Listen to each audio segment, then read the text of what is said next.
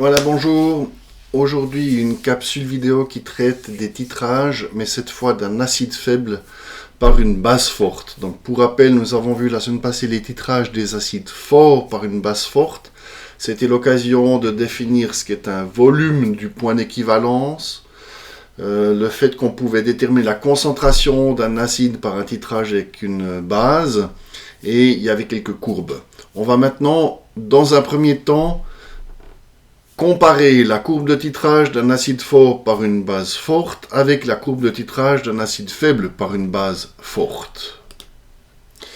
Vous voyez maintenant à l'écran la courbe qui est en bas, c'est la courbe d'une titration de HCl, concentration 1 mol par litre, par du NaOH, concentration 1 mol par litre également.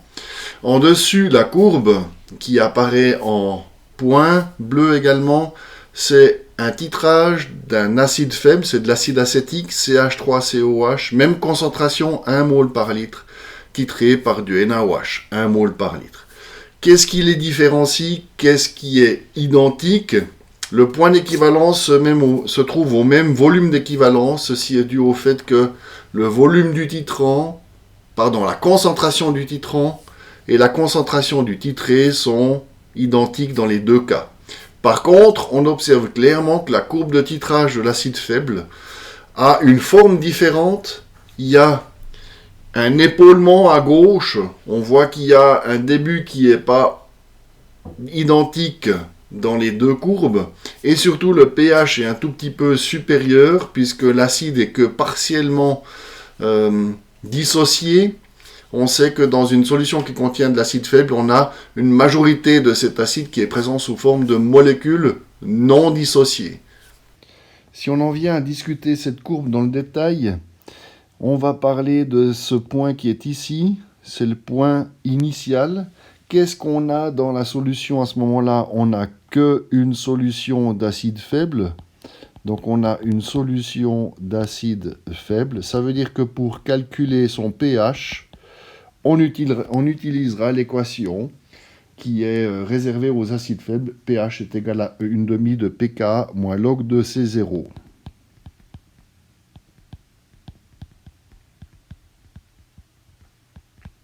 C'est donc la situation du point initial, le point de départ.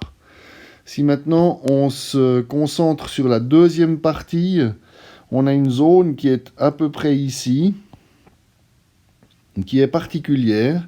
En fait, il se trouve qu'on est ici dans une solution tampon. On a là un tampon.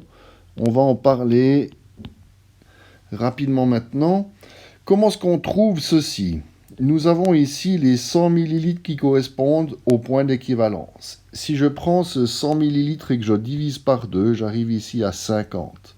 C'est-à-dire que ici, j'ai une situation particulière dans laquelle j'ai le nombre de HB qui est exactement égal au nombre de B-. On a ajouté exactement la moitié de NaOH à la solution qui contenait l'acide acétique. Donc on a formellement déprotoné la moitié des molécules d'acide acétique présentes au départ. Ce qui veut dire qu'on a autant d'acide acétique que d'acétate. Et c'est exactement une solution tampon, et c'est même un tampon équimolaire. Un tampon équimolaire.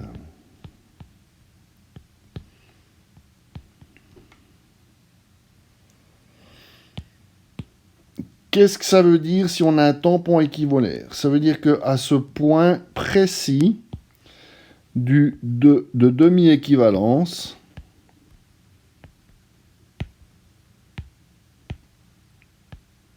nous avons pH qui est égal à pKa. Donc quand on a une courbe de titrage d'un acide faible par une base forte, on a une solution, une méthode qui permet expérimentalement de déterminer le pKa de l'espèce titrée, puisqu'il suffit pour cela d'arriver au point de demi-équivalence qui peut se déterminer graphiquement.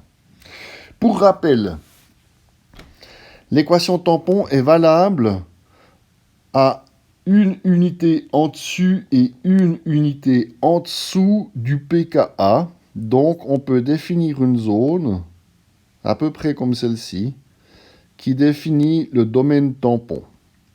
Ça veut dire que dans cette zone, on a la possibilité d'utiliser l'équation pH est égal à pKa plus log de N0 de B- sur N0 de HB. Ensuite, le point d'équivalence. Donc, si on construit le point d'équivalence de l'acide faible, on arrivera à peu près à ceci. Ça, c'est notre point d'équivalence.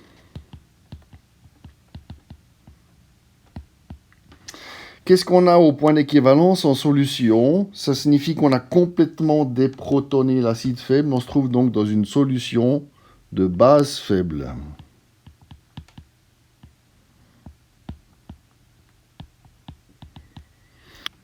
Donc on aura pH est égal à 7 plus 1/2 de pKa plus log de C0.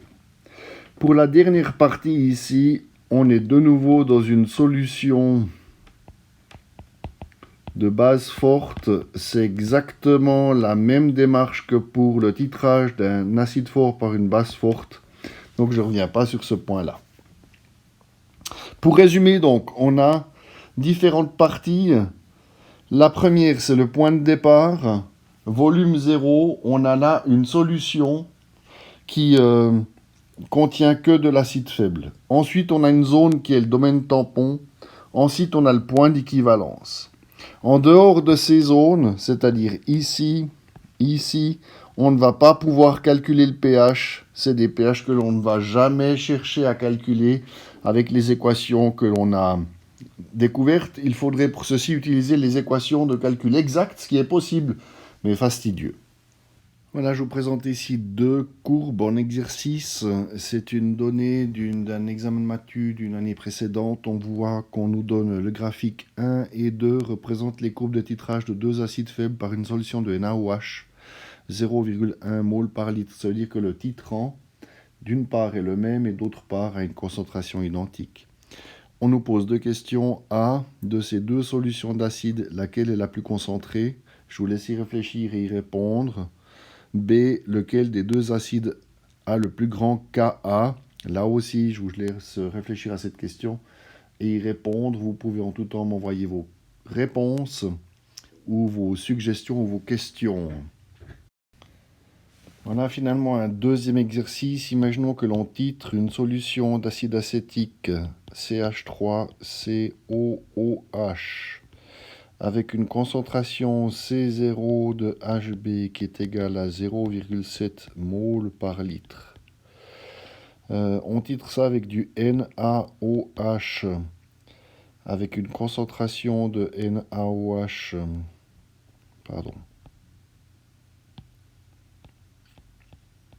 qui est égal à 1 mol par litre.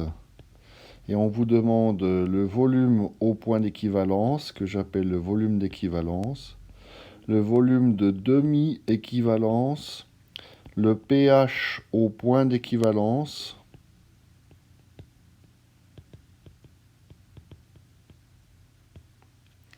le pH au demi-point d'équivalence,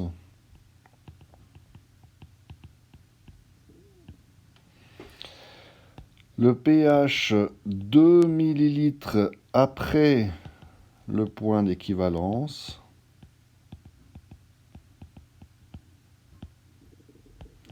le pH à 0 ml de NaOH,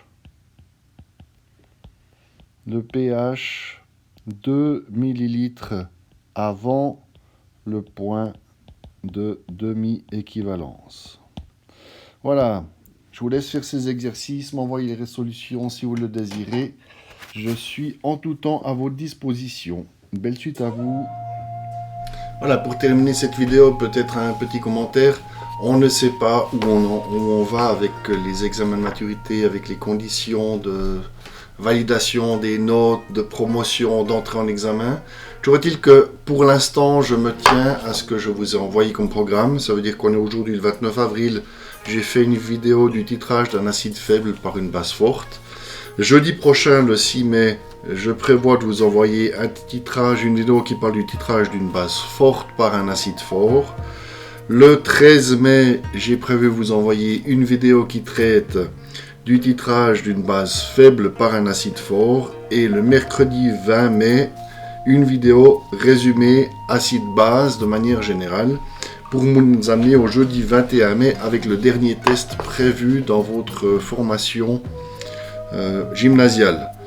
Donc, sans avis contraire, sans ordre de la direction, je continue avec ce planning. Je vous envoie donc les vidéos. Elles contiennent des exercices. À vous de me communiquer vos résolutions ou de me soumettre des questions. Il n'y aura pas de vidéo de correction s'il n'y a pas de demande particulière. J'espère que ceci vous convient. Réagissez, intervenez, sentez-vous libre de me contacter en tout temps. Je serai toujours disponible pour vous répondre. Belle suite à vous.